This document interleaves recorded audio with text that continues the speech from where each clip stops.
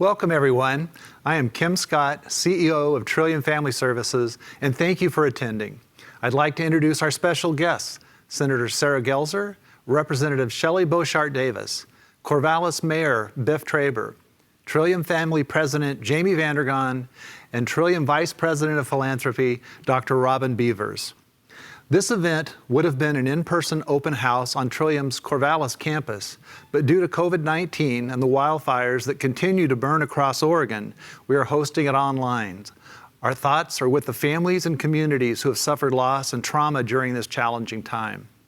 In bringing you this virtual event, we want our viewers at home to know that we are adhering to CDC guidelines as we bring you this virtual celebration. We have a small but mighty crew with us.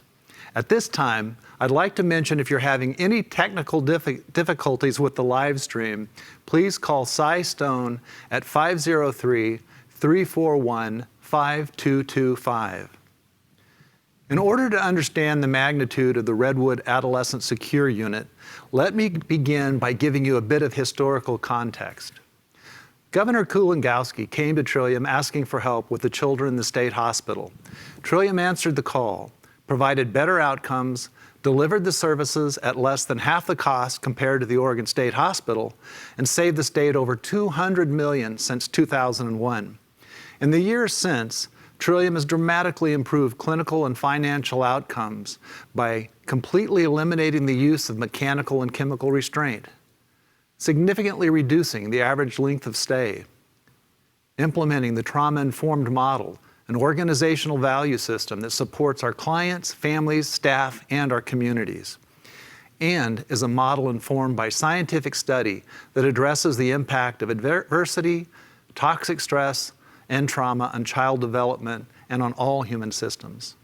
Since that time, many of our peers in children's behavioral health have departed from the residential care system, causing a statewide shortage of resources for children and families needing the type of service that Redwood will provide.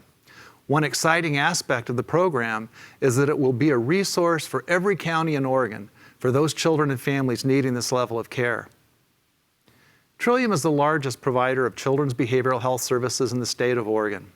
At Trillium, we provide a full spectrum of care that considers children and families and the communities where they reside. This full spectrum of care ranges from the campus residential care to outpatient services in more than 120 schools across Western Oregon and in hundreds of homes. Even before the pandemic, this was a time of great change in mental health and serving children, families, and communities in Oregon. At Trillium, we're proud to be part of a mental health movement that has shifted the narrative from what's wrong with you to what's happened to you to what's possible as we work shoulder to shoulder with our clients, families, and communities.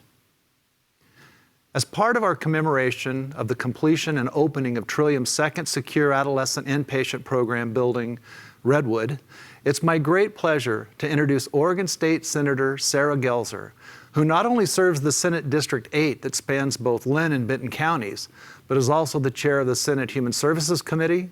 She also serves on the Judiciary Committee, the Education Committee, the Mental Health Committee, and the Joint Transportation Committee. Prior to the election to the legislature, Senator Gelser served on the Corvallis School Board from 2001 until 2006. She is past president of the ARC of Benton County and was a Children with Disabilities and Family Support Coordinator for the Oregon Department of Human Services. She lives in Corvallis with her partner, Dr. Michael Bluen, and her 5 children. Her commitment to the welfare and lifelong success of Oregon children and families is inspiring to me. Senator Gelser, welcome. Thank you, Kim. It is a pleasure to speak with all of you and to commemorate the opening of a new state resource for behavioral health, the Trillium Redwood Facility for Adolescent Inpatient Services. Oregon has been dealing with an acute shortage of mental and behavioral health service options for both children and adults over the last several decades. This is a tangible example of the state's effort to move forward in addressing this need for Oregon youth and families. The state of Oregon has a legal responsibility to provide access to care for all Oregon children and youth. By providing residential care for young people ages 5 to 18 when needed, Trillium has been a long-term partner for the state of Oregon. It was Trillium that stepped up to move children out of the Oregon State Hospital. Trillium has delivered improved results for youth over what the state hospital was doing before. This new Redwood facility will help them do even more for these deserving youth. Despite the critical role of the secure adolescent inpatient program that will operate in this new Redwood building, securing $3 million in state funding was not easy. I was pleased to take on the challenge and make sure it happened, but $3 million was less than half the cost of this project. So to all that contributed time, talent, and resources to get this done, thank you. This needed addition will be joined in just a few years by a third facility in Portland at Trillium's Perry Center campus. This will allow a full range of services at both campuses, and this will ease the travel times for many parents and family members who visit during treatment. For too long, we have failed to meet the very real behavioral health needs of children and youth. We are working hard to build out a new system of care that will support kids and families early, prevent crisis, and keep kids in the community. Trillium will continue to be a key partner in that effort. This work isn't always easy. Trillium has been very transparent with me and other policymakers about the outcomes, both positive and negative. Even through the most difficult and heartbreaking times, we've kept talking. We've endeavored to build a collaboration that focuses on meeting kids where they are at, safely and with compassion and respect. I want to take a minute to recognize these youth and speak directly to them. These young people have already traveled life journeys that are impossible for most of us to imagine. If you are one of these youth, I want you to know that you are good, you are loved, you matter. Always tell your story. Speak out when you think something isn't right.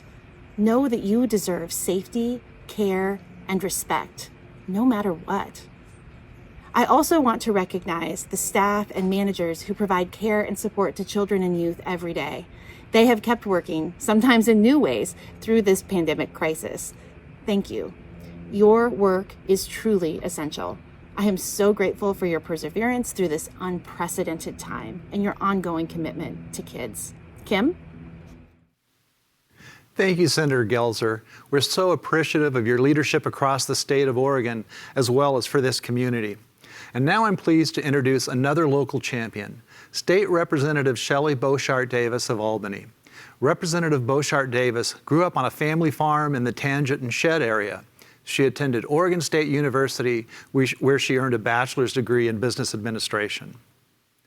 Representative Beauchart Davis is in her first term as the state representative for District 15, which includes Albany, Millersburg, and Tangent. She has spent the last 12 years alongside her parents and siblings, helping grow the family farm and trucking business. Today, the farm has a global reach, shipping Oregon agricultural products to farmers as far as Japan and South Korea. Please join me in welcoming Representative Beauchart Davis. Thanks for the opportunity to virtually join everybody today. My name is Shelly Beauchart Davis, and I'm happy to be here to represent the state of Oregon, as well as the area that this campus has served for so many decades. I had the opportunity to be at the Farm Home campus a year ago for the groundbreaking of this facility, and it's great to be part of the completion of the building project 12 months later. Having grown up in the Shed and Tangent area on a family farm, I've known for many years about the Children's Farm Home and the work that the staff at Trillium does for children and families of Oregon. Last spring, I had the opportunity to bring together the leadership from Oregon's Farm Bureau and Trillium to connect them. The Farm Bureau represents over 6,600 farm families and over 200 crops, from hops to hazelnuts, cattle to carrot seed. What was striking to me was that both Trillium and Farm Bureau leaders were on the same page about the importance of mental health for our farming community and the entire state. The Farm Home campus is a place where the growing of food and care of farm animals helps children heal, and I think that's pretty special. I'm proud to be here to mark this occasion and look forward to working closely with the Trillium team to promote this needed care for Oregon children and their families. Thank you. Thank you, Representative Beauchart Davis. We're so lucky to have had such strong leadership from our state legislators in Albany and Corvallis. And thank you for the connection to the Oregon Farm Bureau. We look forward to continuing to expand our relationship with them. Now I'd like to introduce Mayor Biff Traver of Corvallis. Biff is in his second term as a mayor after having served 2 terms as a city councilor and as a retired software executive. Mayor Traver has been a strong community leader during the COVID crisis. Mayor Traver? Thank you, Kim. It is a pleasure to speak on this special day. I am, as we all are, excited about this important new addition to Trilliums' Corvallis campus, helping serve some of Oregon's most vulnerable young people. But first, I want to reflect on what we've been through the past 6 months during the COVID-19 pandemic.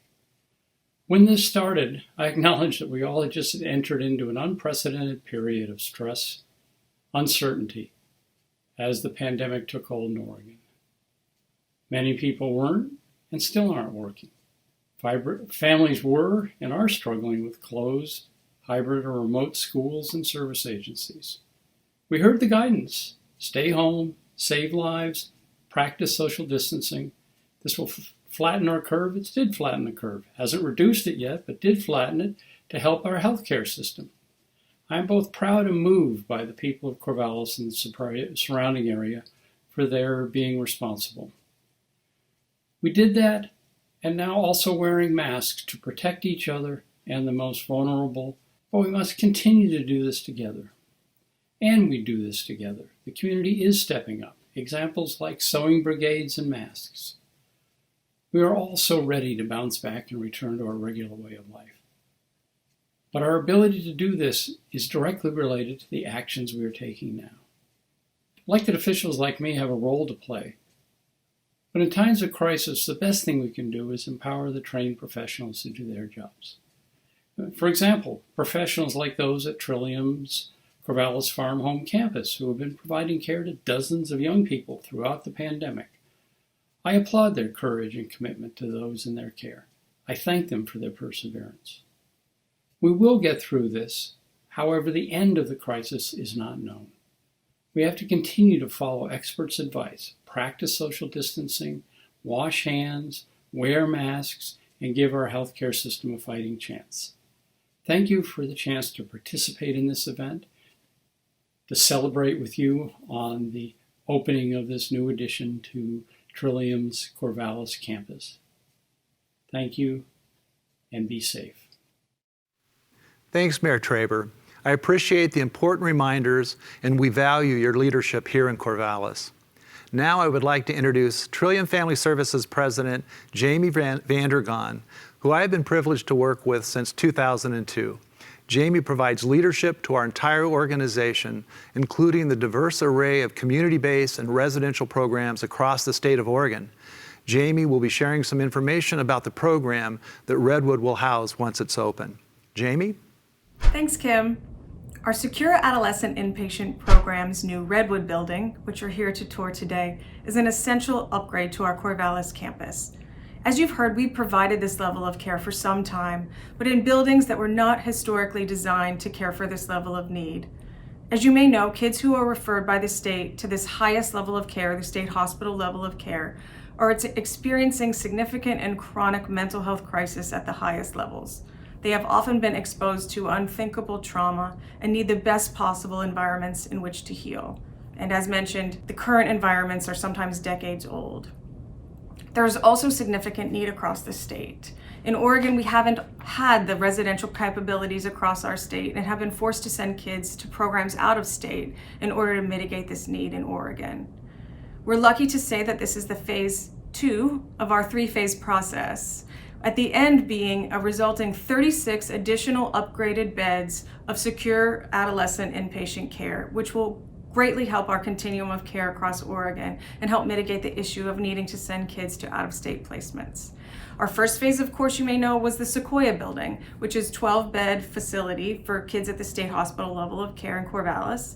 This Redwood program will also have 12 beds for kids at the state hospital level of care. And ultimately, we hope to do a third phase in the Portland campus that would allow us to expand our secure adolescent inpatient program to the Portland area, which would be fantastic for families whose children have been referred for this highest level of care, but do not live near the Corvallis area, and it's a hardship to travel down to Corvallis to visit their youth. This project has been done in tandem with feedback and input from families and from staff that have worked in Sequoia and SAIP programs. We've also worked with trauma-informed experts who have advised us around the space needs and the architectural designs that will best suit the security and balance the warm, trauma-informed environment that is our goal to balance in these programs. We have 3 key goals that we're trying to accomplish with this new building, other than, of course, having upgraded capacity for the entire state. The first is we're hoping to see a reduction in our facilities and maintenance costs. Due to using new materials and learning lessons from our Sequoia building, we hope to see a reduction in at least 30% reduction of our facilities and maintenance expenses around this new program. We also hope that this program increases the success of our verbal de-escalation techniques that we use with youth when they are threatening to harm themselves or others, or are actively harming themselves or others.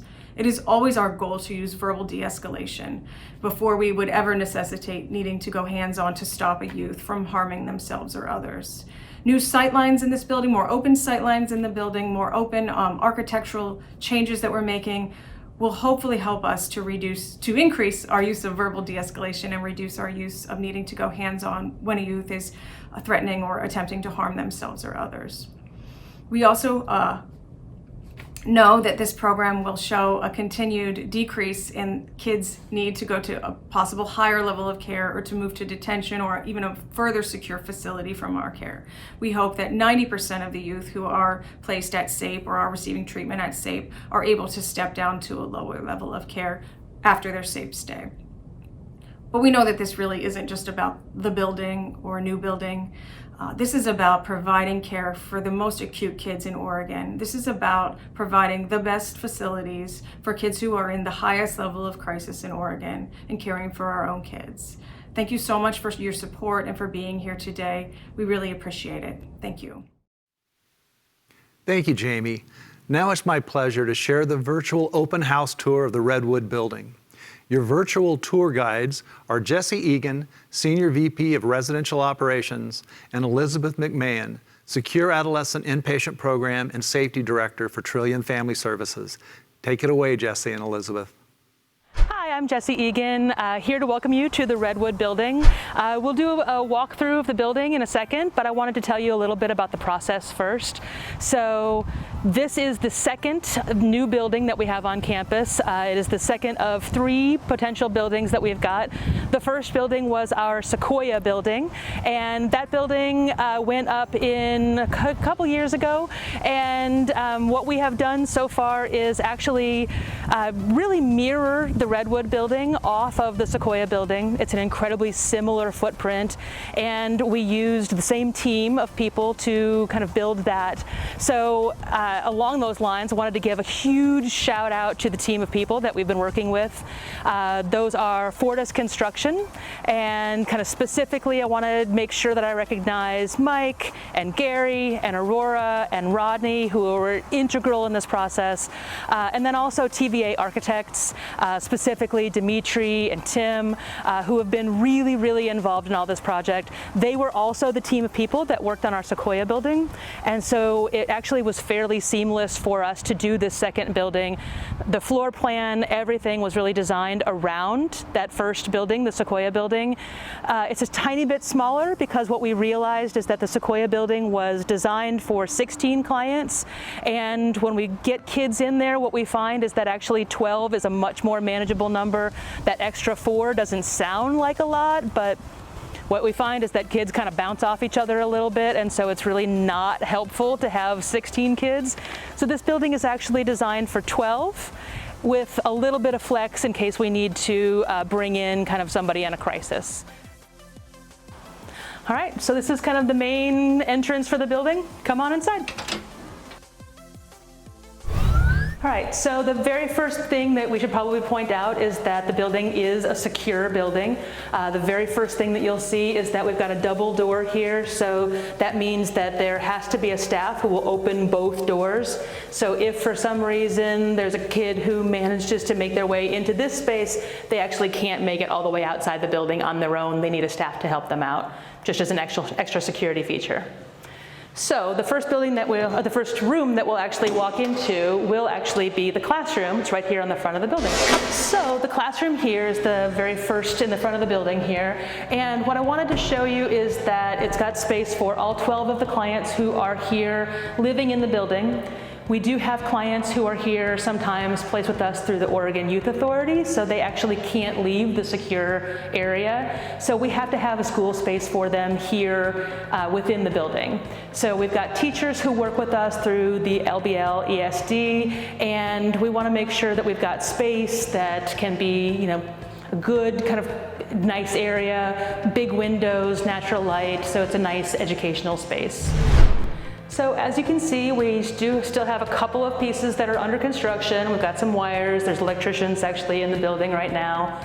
Furniture is not where it's going to be and when it's all said and done. But this hall is kind of the front space to the unit. There is a conference space here where we can have meetings, treatment planning, that kind of thing. It happens right here in the house, so all of that is available. And then we've got breakout spaces and then therapist offices right here in the hall. So if, you know, given again that some of the clients that we have living in the space actually can't leave the secure area, all of their services happen right here in this space, but they do have a little bit of breakout where they get to go. It's not all, you know, kind of cramped and in the same spot together. So this is one of our kind of treatment rooms, breakout spaces. You'll see that we've got a big sink in here for art projects or even cooking if we wanted to do something like that in here. We also have a big TV in here, so if we wanted to do any kind of, you know, watching a movie or showing videos or anything along those lines, all of that can happen in here. So it really ends up being a pretty multi-purpose space. And also, while I'm standing next to this giant window, wanted to point out one of the things that we really did try to make sure that we were thinking about as we were designing the space, which is that there is nature out every window, everywhere that you can see there is a tree or flowers or some kind of nature somewhere, so to really kind of bring in that natural element as well. So we have two therapists who work here in the Redwood building. They each will then have a caseload of 6 clients, and they can see therapists, they can see their clients here in their offices. So this is, you know, obviously still under construction a little bit, but one of the therapist offices, we've got a sit-to-stand desk for both of them. We've got some storage space, kind of comfy seating and places for the kids to be. And obviously it will all get a lot more personalized when the therapists move in, but just wanted to make sure that you got to see sort of, you know, kind of where that part of the work happens. So as we walk into the main client living area, or what often gets termed a milieu, which is a French term for living space, I can kind of point out a couple of things that we tried to really highlight in this area. One is we tried to build in some really kind of secure features. So we've got this really durable kind of material on the walls that actually also is kind of a nice wood color. So we tried to leave that there to have some natural elements. And then other places we actually do have natural wood in the space. In addition to pops of color, kind of brightness, we wanted to have it be both secure and then also calming and feel just like a nice place to be. Again, furniture is not where it will go, but this is kind of the space that is the kind of an all-purpose space for the kids. Anybody who's living here would, you know, eat their meals in this room. They kind of hang out here. It can be a place to watch TV or videos. It really is kind of an all-purpose, you know, group therapy happens here. Pretty much all the things that need to happen in a client's therapeutic day, a lot of that happens here. We've got sound dampening on the ceiling tiles, and because we do have these incredibly durable concrete floors, they will be shined up and kind of look a little nicer before we have clients move in here, but they are incredibly durable, easy to clean, all of those things. But also we tried to think about what it was going to be like to be someone living in this space. So there is ambient heat underneath the flooring so that it's not cold on kids' feet if they're walking through. But because we do have this hard floor, we wanted to make sure that if there's several people in this area, that they, that they've got voices, they're talking, they're yelling, that it doesn't get too loud and doesn't feel uncomfortable to be here. So we've got the sound dampening, and then also skylights in the light, because we want to make sure that we've got, all the ceilings have natural light. We want to make sure that there's always that kind of natural element built in as well. I'm Elizabeth McMahon, and I am going to transition us into the client living bedroom space. One thing you'll know about Redwood, which is something we did in Sequoia, is that the building kind of has a center area and then it's a direct reflection on each side. So we'll show you one side of the bedroom pod. We will explore the rest of the building, and you'll see the other bedroom pod as well. So we'll start on this side. So as Jesse mentioned, it's a 12-bed program. There are 2 bedroom pods, so each pod sleeps 6 youth.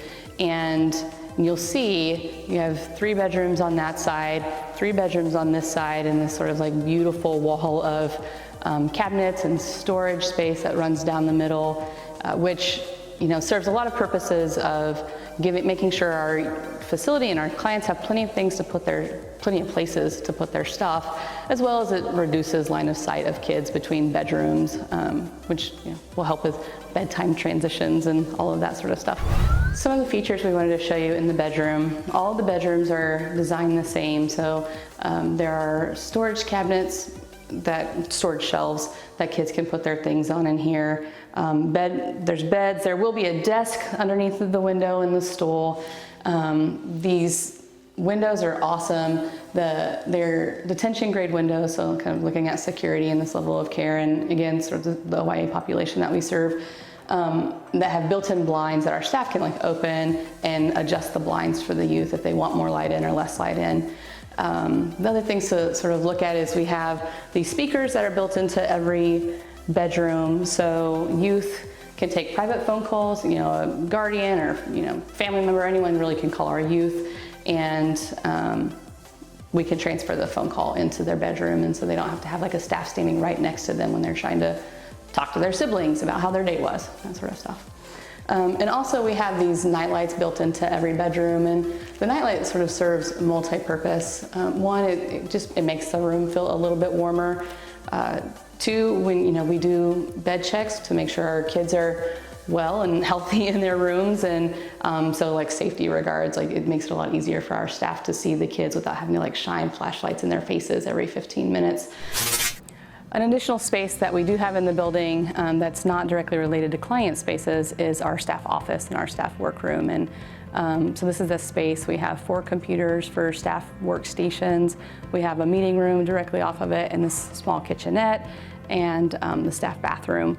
The other fun things that we have back here, which is definitely lessons learned from Sequoia, is we have all of our lighting panels back here. We have our motion alarm, door alarm panels back here, and so we can control all the light within the program from the staff area. So one of the features that we do have is we have access to this awesome basketball court backyard area, as we will call it, and the 2 covered patios, which makes it really nice. And the 9 months of the year in Oregon where it is raining or feels like it's going to rain, our kids can still be outside and getting fresh air and sort of that natural feeling while being covered and protected from the rain.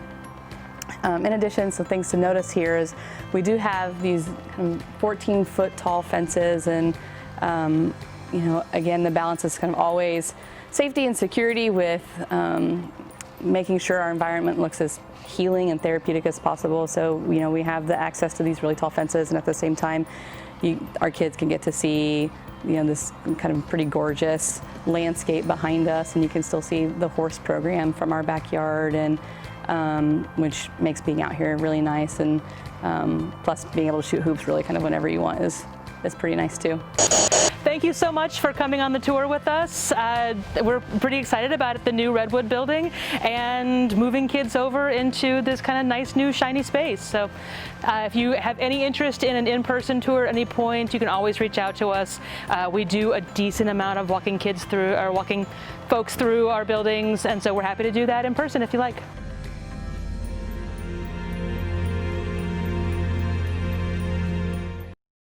Thanks, Jesse and Elizabeth. That was terrific. Some final details about this project. The campaign budget for the Secure Adolescent Inpatient Program building is $6.3 million. And with the support of the Oregon Legislature and a few private foundations, we have secured $4.4 million. I would like to introduce Dr. Robin Beavers, Trillium's Vice President of Philanthropy, who leads our development team as well as our diversity, equity, and inclusion efforts. Robin? Thank you, Kim, for that wonderful introduction. As our fearless leader mentioned, I'm Dr. Robin Beavers, and I lead Trillium Family Services Office of Philanthropy. Today, I'm here with great pleasure on behalf of the agency to recognize our partners, foundations, and other donors who have helped make the Redwood project possible. Through a challenge campaign led by Eric Hunter, CEO of our fabulous partners at CARE Oregon, we are in discussions with other partners for the balance of the campaign.